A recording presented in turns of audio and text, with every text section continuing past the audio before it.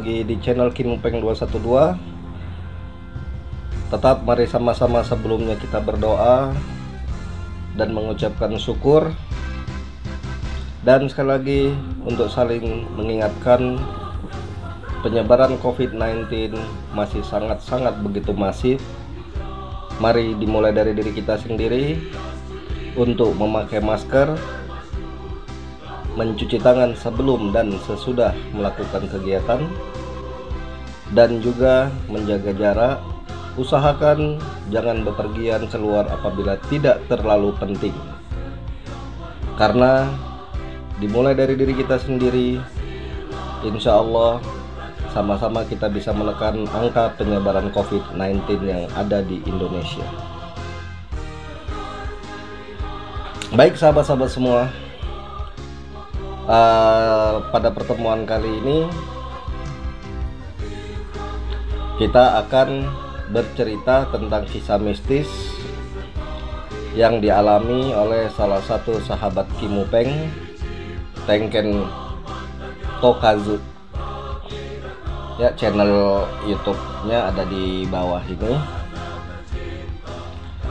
Ya, Tengken Tokazu mengirimkan email kepada saya, dan dengan atas izinnya saya akan mengulas kisah misteri yang bersangkutan ketika berada di salah satu pondok pesantren saat beliau SMP. Bagaimana kisahnya? Tetap ikuti terus petualangan Kimupeng 212 dalam kisah misteri kuda gaib Prabu Siliwangi. Bagi sahabat-sahabat yang ingin menceritakan kisah misterinya kepada Aki, silahkan kirim ke emailnya ada di bawah sini. Tuliskan kisahnya, insya Allah akan kita buat konten seperti yang sudah dikirimkan oleh sahabat kita Tengken Tokazu. Baik, di sini saya akan menjadi Tengken Tokazu, dan vlog ini dikhususkan untuk sahabat kita Tengken Tokazu. Ditunggu cerita-cerita selanjutnya. Jadi di kisah ini saya akan menjadi Tengken Tokazu untuk menceritakan pengalaman misteri yang dialaminya.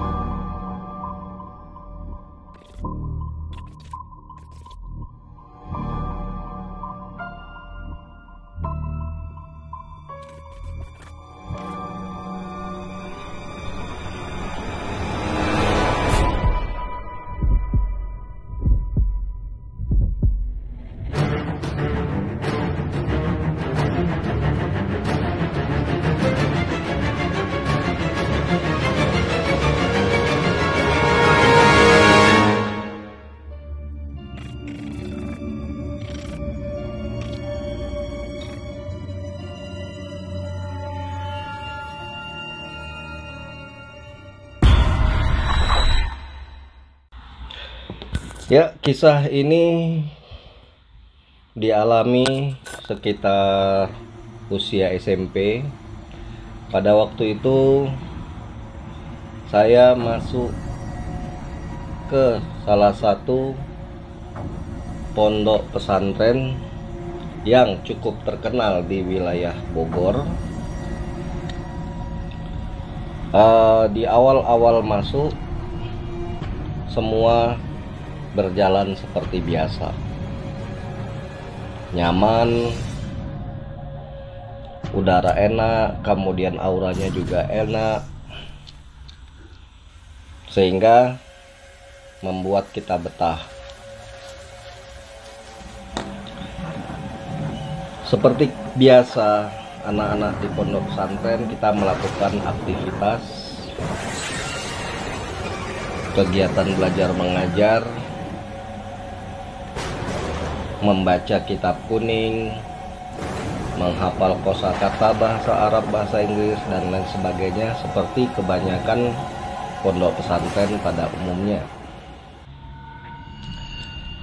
Dan di awal saya tidak begitu mempercayai atau tidak begitu peduli dengan hal-hal yang berbau gaib.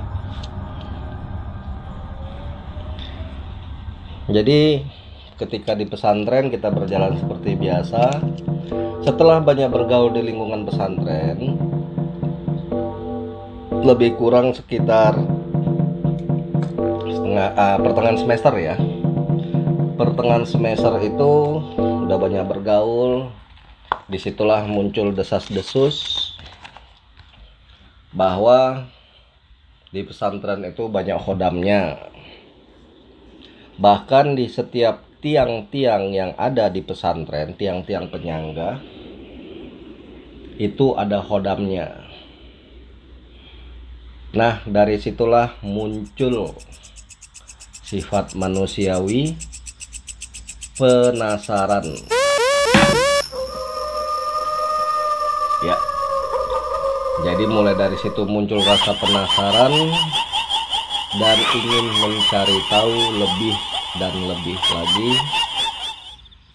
tentang kebenaran dari cerita-cerita tersebut yang beredar sesama santri. Kemudian seiring sejalan, salah satu senior atau kakak kelas pernah mengatakan bahwa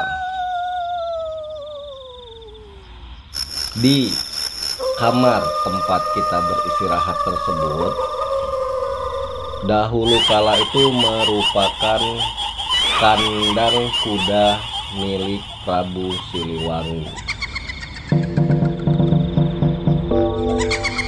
Dan kakak senior tersebut juga mengatakan bahwa sering di kamar tersebut pada malam-malam tertentu ada suara kuda yang mengelilingi kamar. Percaya tidak percaya, itulah kenyataannya. Nah, di situ saya merasa penasaran, masa sih ada hal seperti itu? Masa sih ini bekas kandang kuda kemudian masih terdengar suara-suara kudanya? Nah, karena rasa penasaran yang terus dan terus menerus, sehingga memunculkan seperti sugesti keingintahuan saya. Hingga pada satu malam, di saat saya sudah tertidur, lebih kurang jam 1:30 malam. Jadi di pesantren itu ketika jam istirahat itu semua lampu mati. Lebih kurang jam 1:30 malam saya tersentak terbangun karena melihat ada cahaya biru yang menyorot ke kasur saya. Sangat terang cahayanya, menyorot hanya ke kasur saya. Jadi cahaya biru itu nyorot hanya di kasur tempat saya tidur, di tempat lain tidak ada. Itu yang saya lihat dan yang saya rasakan.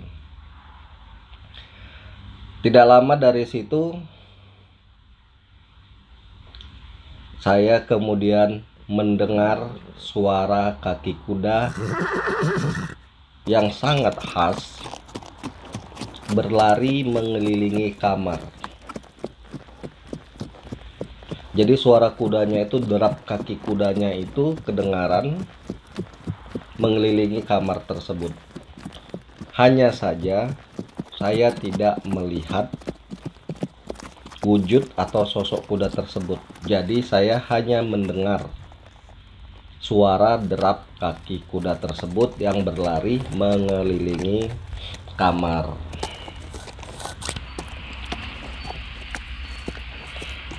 Jadi jelas karena ini pengalaman yang pertama, saya agak sedikit shock, kaget, bingung. Kemudian di saat suara kaki kuda itu mengelilingi kamar, tiba-tiba suara kaki kuda itu berhenti tepat di belakang kepala saya.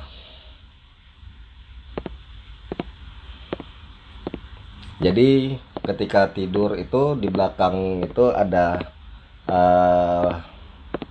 meja belajar dan kursi. Jadi ketika saya mendengar suara itu kuda berlari mengelilingi kamar, terus tiba-tiba suara kuda itu ada di atas kepala saya dan tepat berhenti. Dan saat dia berhenti, saya mendengar suara kursi terjatuh. Gitu. Saya tersentak kaget. Begitu tersentak kaget, saya membaca surat Al-Fatihah dan doa-doa atau bacaan-bacaan yang saya tahu sambil memejamkan mata. Karena ketakutan tersebut, saya membaca dan terus membaca dan sambil memejamkan mata. Hingga akhirnya secara perlahan keadaan sekeliling itu mulai terasa normal kembali. Jadi ketika saya mengecek jam, ternyata sudah jam 2 pagi. Jadi lebih kurang saya mengalami kejadian mistis tersebut lebih kurang 30 menit atau setengah jam. Nah, setelah kondisi sudah normal kembali, akhirnya saya melanjutkan tidur sambil terus berzikir hingga terlelap. Jadi itu kisah yang saya alami sebagai Tenken Tokazu yang mengalami langsung kejadian ini di saat Tenken Tokazu menjadi salah satu santri di pondok pesantren yang terkenal di wilayah Bogor dengan strata pendidikan SMP atau sanawiyah. Jadi begitu sahabat-sahabat semuanya, kisah yang dialami real oleh Tenken Tokazu.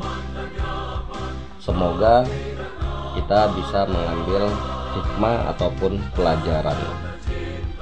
Sekali lagi, kisah ini diceritakan oleh Tenken Tokazu kepada saya melalui email. Terima kasih sahabat.